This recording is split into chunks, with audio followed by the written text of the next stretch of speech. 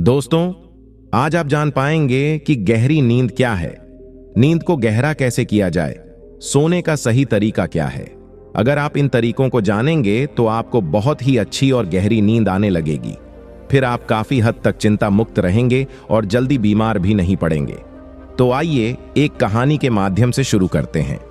दोस्तों, एक बार की बात है, एक अमीर सेठ एक बौद्ध भिक्षु के पास जाता है और वह उन बौद्ध भिक्षु से कहता है, हे महात्मा, मैं अपनी नींद से बहुत ही परेशान हूं।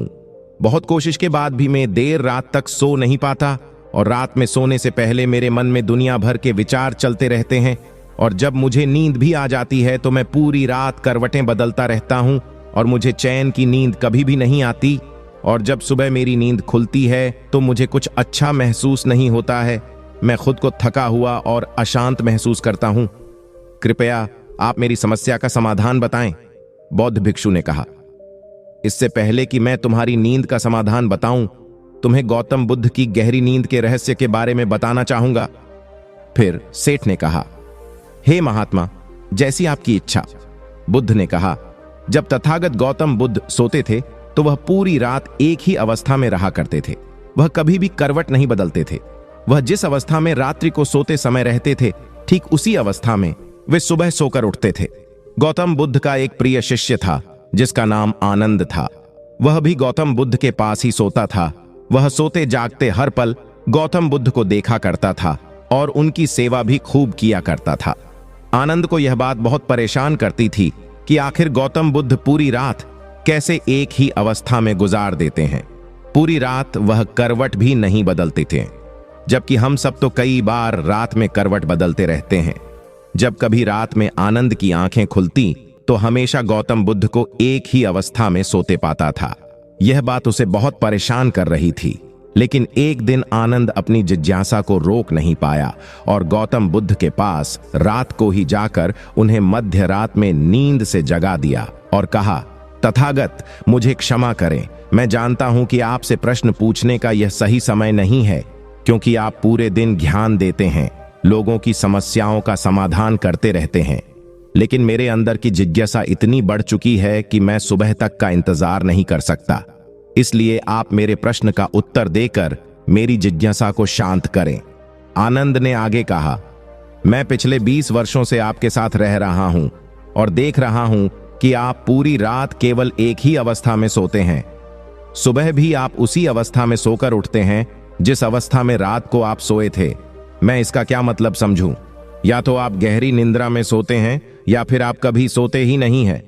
गौतम बुद्ध आनंद की तरफ देखकर मुस्कुराते हैं और कहते हैं, मैंने अपने लिए सोने की सबसे अच्छी अवस्था को खोज लिया है। अब सोते समय मुझे हिलने डुलने की आवश्यकता नहीं पड़ती है। मैं नींद की अवस्था में भी जागृत रहता हूं, जबकि मेरा शरीर सो जाता है। प्रश्न यह नहीं है कि नींद की अवस्था में भी शरीर हिलता है कि नहीं। शरीर क्यों एक स्थिर अवस्था में रह नहीं पाता? इसका असली कारण है मन। यह मन ही है जो कि शांत और स्थिर नहीं रह पाता।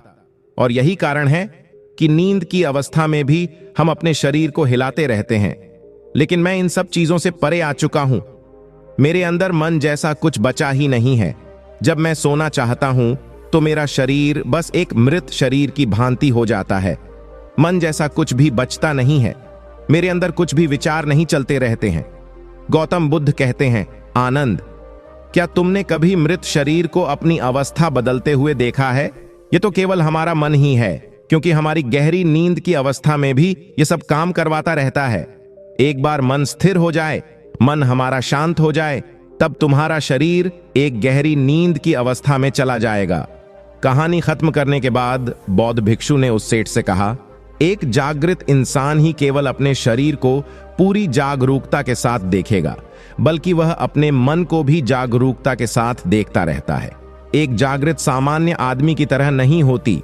जब एक सामान्य आदमी सोता है तो वह अचेतन हो जाता है, लेकिन जब एक बुद्ध व्यक्ति होता है तो वह जागरूकता के साथ सोता है। जैसे सुबह आंखें खुली होती हैं, वैसे ही व्यक्ति की नींद में भी होती है। इसीलिए ऐसा कहा जाता है कि वह व्यक्ति कभी सोता ही नहीं है।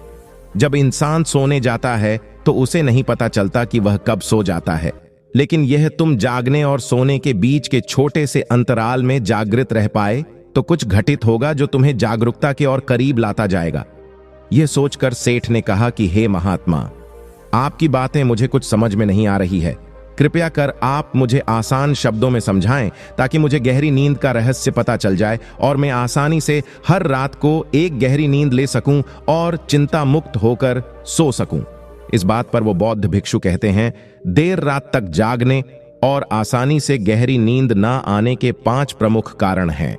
पहला कारण है बिस्तर पर सोने के अलावा भी अन्य काम करना, जैसे कि बहुत से लोगों की आदत होती है कि वह बिस्तर पर ही खाना खा लेते हैं, बिस्तर पर ही पढ़ाई करने बैठ जाते हैं और ऐसे ही बहुत से काम वह अपने शयन कक्ष में ही करते रहते हैं। शयन कक्ष का उपयोग लोग सोने के अलावा भी अन्य कामों के लिए भी प्रयोग में लाते हैं, जिससे हमारे मस्तिष्क में शयन कक्ष का एक निश्चित अर्थ ही नहीं रह जाता है। इसलिए जब हम बिस्तर में सोने जाते हैं तो हमारा मन इस बात को स्वीकार नहीं कर पाता कि अब हमें सोना है, क्योंकि आपने उसकी उसी जगह पर अन्य कामों को करने की आदत डाली है। आज के समय की बात करें तो कुछ लोग बिस्तर पर ही अपने ऑफिस का काम भी करने लग जाते हैं। मोबाइल चलाना, मोबाइल में कुछ देखना, सोने के बिस्तर पर ही टेलीविजन को देखना, ये सब काम लोग अपने सोने के स्थान पर ही करने लग जाते हैं और अपना अधिकतर समय वहीं गुजार देते हैं, जिसकी वजह से हमारा मन इसे स्वीकार ही नहीं कर पाता कि यह सोने की जगह है और मुझे यहां सोना है। और यही वजह है कि हमारा मन इसे स्वीकार नहीं कर पाता और जब हम सोने जाते हैं तो हमें नींद ही नहीं आती है, और अगर आती भी है तो काफी देर बाद। और इसके साथ साथ हमारे दिमाग में तमाम तरह के सपने आते रहते हैं जो कि हमें सही से गहरी नींद में सोने नहीं देते हैं। और यही कारण है कि जब हम सोने जाते हैं तो हमें घंटों रात तक नींद नहीं आती है। बौद्ध भिक्षु ने आगे कहा, इस आश्रम में जितने भी भिक्षु रह रहे हैं सबकी अपनी अपनी सोने की जगह है। जब ये लोग अपनी सोने की जगह पर जाते हैं तो वहां पर सिर्फ वे सोने का काम करते हैं, वह सिर्फ सोते हैं। इस वजह से यहाँ पर सबको गहरी नींद आ जाती है और सुबह जब सोकर उठते हैं तो बहुत ही अच्छा अनुभव करते हैं, बहुत ही शांति का अनुभव करते हैं। इसलिए जब भी तुम सोने जाओ तो अपनी एक सोने की जगह निर्धारित करो, वहां पर सिर्फ और सिर्फ तुम सोने का काम करो, कुछ भी और तुम्हें वहां करने की जरूरत नहीं है। तभी तुम्हें एक गहरी निंद्रा प्राप्त हो सकती है। बौद्ध भिक्षु ने कहा, गहरी नींद न आने का दूसरा कारण है सोने का एक निश्चित समय का निर्धारित न होना। लोग इतने ज्यादा अपने कामों में व्यस्त रहते हैं कि वह अपने सोने के सही समय को निर्धारित ही नहीं कर पाते हैं। जब मन में आया सो लिए और जब मन में आया जग लिए। इस वजह से उनको गहरी नींद प्राप्त नहीं हो पाती है। आजकल तो लोगों की जिंदगी इतनी ज्यादा व्यस्त हो गई है कि वे ऑफिस का काम देर रात तक करते रहते हैं, अपने सोने का समय निर्धारित नहीं कर पाते हैं, जिससे उनका सोने का क्रम बिगड़ जाता है और फिर उन्हें गहरी नींद भी नहीं आती है। इसलिए जब तुम सोने जाओ तो सबसे पहले खुद को खाली कर लो, खुद के मन को खाली कर लो, अपना एक समय निर्धारित करो। उस समय तुम कोई भी कार्य मत करो और अपना सोने का समय निर्धारित करो ताकि तुम्हें सही समय पर नींद आ जाए। बौद्ध भिक्षु ने आगे कहा, नींद न आने का तीसरा कारण है चिंता में सो जाना। कुछ लोग जब सोने जाते हैं तो दिन भर की परेशानियां, दिन भर की बातें सोचने लग जाते हैं। इस प्रकार वह अपने दिमाग को शांत नहीं कर पाते हैं, चिंता में ही सो जाते हैं और जब सुबह जागते हैं तो उसी मुद्रा में ही जागते हैं और फिर सुबह उन्हें बहुत ही थकावट का अनुभव होता है। उनका सर भारी भारी सा रहता है। इसका मुख्य कारण यह है कि वह गहरी निंद्रा में सो ही नहीं पाते, जिसकी वजह से उनकी थकान भी नहीं दूर हो पाती। इसलिए जब तुम सोने जाओ तो बिल्कुल चिंता मुक्त होकर जाओ। भूल जाओ कि तुम्हारे साथ क्या हुआ था, क्या नहीं हुआ था। अपने मन को बिल्कुल खाली कर लो, कुछ भी फालतू के विचार न लाओ अपने दिमाग में। कहने का मतलब यह है, तुम शांत हो जाओ, कुछ भी इधर उधर का मत सोचो। अपने बारे में उस समय अच्छा सोचो, अच्छा महसूस करो। अगर तुम सोते समय अच्छा महसूस कर रहे हो तो तुम्हें गहरी नींद आ जाएगी और जब सुबह सोकर उठोगे तो तुम बहुत तरोताजा महसूस करोगे। इसलिए तुम जब भी सोने जाओ बिल्कुल चिंता मुक्त होकर जाओ। सारे नकारात्मक विचारों को दूर कर दो। तुम नकारात्मक बातों के बारे में सोचो ही ना, सिर्फ अपने बारे में अच्छा सोचो, अपने परिवार के बारे में अच्छा सोचो। अगर तुम ऐसा कर पाते हो तो तुम्हें एक गहरी नींद आ जाएगी। बौद्ध भिक्षु सेठ से आगे कहते हैं कि गहरी नींद न आने का तीसरा कारण है भारी भोजन कर लेना। कुछ लोग रात को बहुत सारा खाना खा लेते हैं, जिसकी वजह से उन्हें अच्छी नींद नहीं आती। लोग समझते हैं कि शाम को भारी खाना खाना चाहिए, पर बिल्कुल ऐसा नहीं है। शाम के खाने को तुम हल्का करो ताकि खाना पचने में कोई दिक्कत ना हो। बौद्ध भिक्षु ने आगे कहा, अगर तुम शाम को हल्का भोजन लेते हो तो उसका पाचन बहुत ही अच्छे तरीके से होगा और तुम्हें एक अच्छी नींद की प्राप्ति होगी।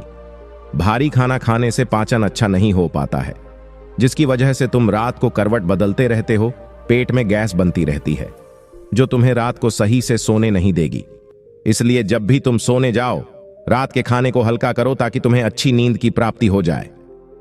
बौद्ध भिक्षु उस सेठ से कहते हैं कि नींद ना आने का चौथा कारण है बहुत ज्यादा नकारात्मक बातें। विचार करना दोस्तों, जिंदगी मिली है तो दुखों का आना तो तय है। बौद्ध भिक्षु सेठ से कहते हैं, आज दुख तुम्हारी जिंदगी में है तो कल किसी और की जिंदगी में होगा। यह सुख और दुख तो जिंदगी में आते जाते रहते हैं। इससे तुम्हें लड़ना है और उसे हराना भी है। इसलिए दुख और सुख को तुम स्वीकार करो। नकारात्मक विचारों से दूर रहो। नकारात्मक विचारों के साथ साथ नकारात्मक लोगों से भी दूर रहो, क्योंकि नकारात्मक लोग तुम्हें कभी शांति से नहीं रहने देंगे। वह तुम्हें हमेशा परेशान करते रहेंगे। इसलिए ज्यादा बेहतर होगा कि तुम लोगों से दूर रहो। दिखावे के लिए खुद को मत बदलो। अक्सर लोग दिखावे के लिए ही पूरे दिन परेशान रहते हैं। दिखावे से कुछ नहीं होने वाला है, वह सिर्फ और सिर्फ आपको अशांति ही देगा। इसलिए जो हैं आपके पास उसी में खुश रहो और इस प्रकृति को धन्यवाद दो कि जो भी तुम्हारे पास है वह काफी है और उसी में आनंद प्राप्त करने की कोशिश करो, वरना यह छोटी सी जिंदगी है। इन्हीं पल में कब बीत जाएगी यह तुम्हें पता भी नहीं चल पाएगा। सुख और शांति की खोज में भटकते भटकते तुम्हारा पूरा जीवन निकल जाएगा। इसलिए जो कुछ भी है तुम उसी में खुश रहने की कोशिश करो, उसी में आनंद प्राप्त करने की कोशिश करो। असली सुख और शांति मन को शांत करने में ही है। जितना भी आपके पास है उसी का आनंद उठाओ, तब तुम अपनी जिंदगी को बहुत ही बेहतर तरीके से जी सकोगे और तुम्हारा मन शांति की खोज में कहीं भटकेगा नहीं। अगर तुम्हारे पास बहुत पैसा भी है तब भी तुम्हें चैन की नींद नहीं मिल पाएगी, जब तक कि तुम्हारे पास जितना है उसमें तुम सुख का अनुभव नहीं कर पाते हो। इसलिए पैसा कमाना भी जरूरी है ताकि तुम्हारी जरूरत की चीजें पूरी हो सकें।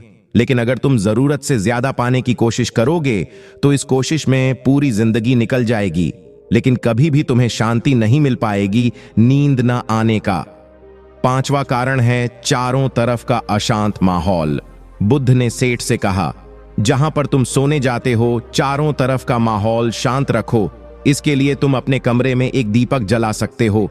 दीपक जलने से तुम्हें एक शांत माहौल मिलेगा। दोस्तों, आज के समय भी जब आप सोने जाएं तो लाइट आप बंद कर दें, लेकिन घर के एक छोटे से कोने में एक दीपक जलता रहने दें।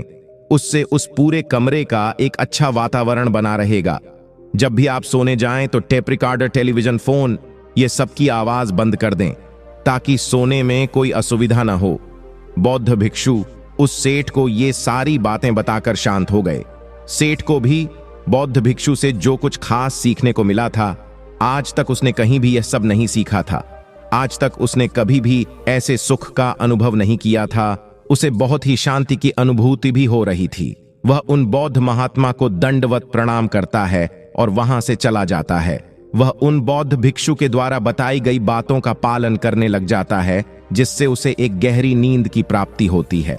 अब वह प्रतिदिन पहले से बहुत ज्यादा सुख और शांति का अनुभव कर रहा था और उसे गहरी नींद भी आने लगी थी।